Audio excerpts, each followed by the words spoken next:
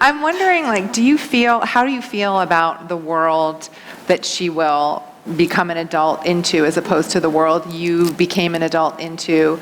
If you feel like culture and society has shifted a lot in terms of women and their opportunities. Well, I was talking to my girlfriends about this last night. It's amazing that #MeToo came into being, in October? Yes.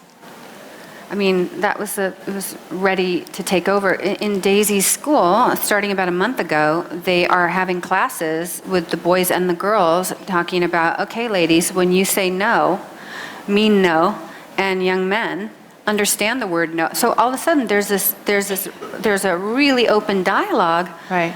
at her school, and I just love it. Yeah. I mean, that's an upside. So she knows the power of her own brain. She's a beautiful girl too, but she is using that right now in her life, and she's delighted by her own capacity that way. Amazing. Yeah.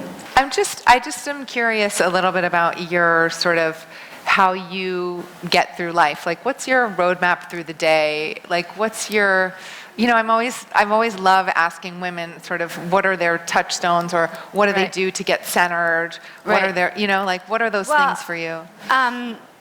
A mutual friend of ours and I have a thing that we call the turnout, which is something we do in the morning. And when I moved to New York, I started doing this. And it's this 2-hour thing in the morning time that is, and sometimes we send each other pictures of our turnout. And horses turn out and they have their head, they can, they have this time to imagine their day or whatever.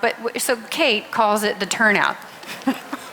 The turnout. And we'll take pictures of the crossword puzzle, the computer, the cup of coffee, the drawings, the thing, and all the ways that you're in that part of your brain that imagines your day or your life, and giving it actual time and space in the morning. And you it's in your calendar. It's on your table. It's on your table. And you take it away from your dining room table, when it's done. But this is your actual time to imagine